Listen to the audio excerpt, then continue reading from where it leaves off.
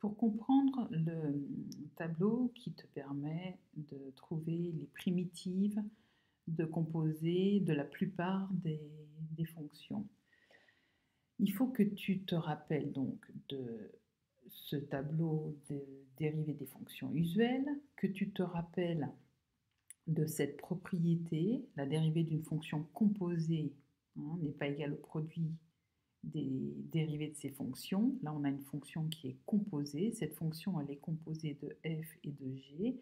On applique la fonction f après avoir appliqué la fonction g à x. Donc, quand on a une fonction de la forme f en g de x, quand on la dérive, tu dois te rappeler que la fonction f et la fonction g doivent chacune avoir leur dérivée et que comme la fonction g est appliquée en x, la fonction g' est appliquée en x, et comme la fonction prime est appliquée en g de x. Et ici, c'est un produit. Donc il faut te souvenir de cette formule qui te permet de dériver des fonctions composées. Il faut te souvenir de ce tableau que tu as vu en 5e, avec ces deux lignes-là qu'on a vues en réto dans le chapitre exponentielle et logarithme. Et à partir de ce tableau des dérivées de fonctions usuelles, tu obtiens le tableau de dérivées de fonctions composées. Donc ici, c'est simplement qu'on a composé la fonction qui a x associe 1 sur x à la fonction u de x.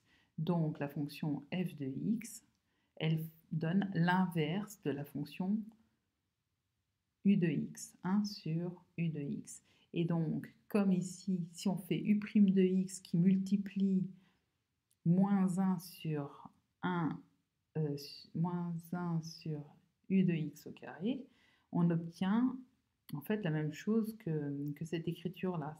On peut écrire donc ceci comme étant le produit de u' de x avec la dérivée de 1 sur x, mais appliquée en u de x. Donc, une fois que tu as ce tableau que tu dois connaître par cœur, de dérivée des fonctions composées, tu dois te rappeler que donc, quand on veut obtenir ce tableau-là, c'est le tableau en fait qui nous donne les primitives de la plupart des fonctions composées.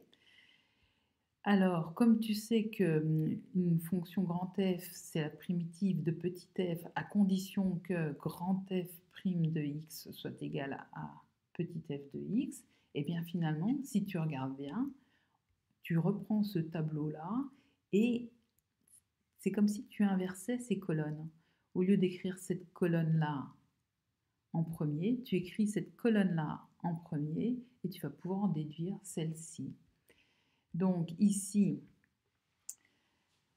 quand on a une fonction petit f de x qui s'écrit u' de x fois u de x, le tout exposant n, et bien en fait, ça revient à avoir comme primitive cette fonction-là.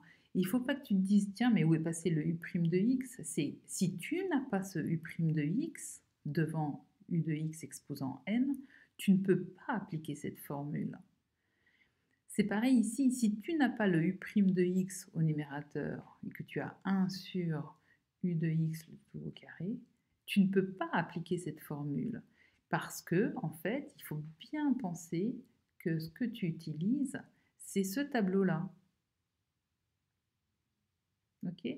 Donc, par exemple, ici, on te dit la dérivée de radicale de u de x, c'est u' de x le tout sur 2 radicales de u de x.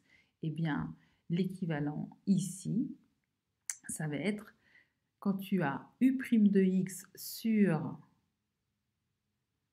radicale de u de x, eh bien, une primitive, c'est 2 fois le radical de u de x plus k.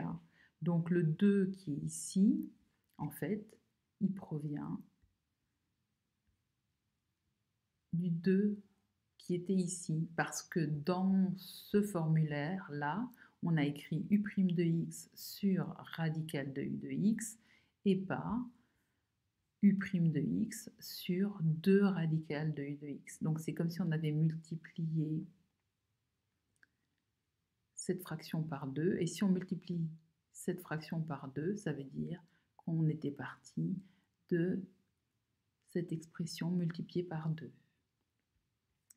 Voilà.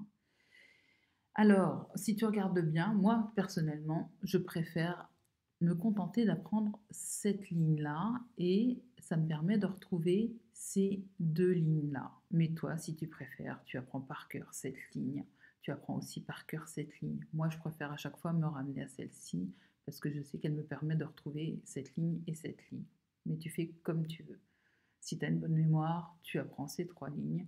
Si tu préfères mon astuce, tu n'apprends que cette ligne et tu sais que tu retrouves celle-là en utilisant n égale à moins 2 là-dedans et que tu retrouves cette ligne en utilisant n égale à moins 1,5 là-dedans. Pour celle-ci, tu ne peux pas utiliser cette ligne puisque pour pouvoir utiliser cette ligne, il faut que n soit différent de moins 1 et là on est dans la situation où n est égal à moins 1. Donc là, tu dois apprendre par cœur. Quand tu as une fraction qui est de la forme, le numérateur correspond à la dérivée du dénominateur, eh bien, tu pourras toujours appliquer cette formule-là qui est une primitive de cette fraction, c'est le log de la valeur absolue du dénominateur auquel tu ajoutes la constante k. Alors ici, exponentielle, tu te rappelles dans le chapitre de exponentielle et logarithme, quand on n'indique pas la base, ça veut dire que la base c'est e. Donc ou tu l'écris comme ça, ou tu l'écris comme ça, c'est vraiment comme tu préfères, il n'y a pas de problème.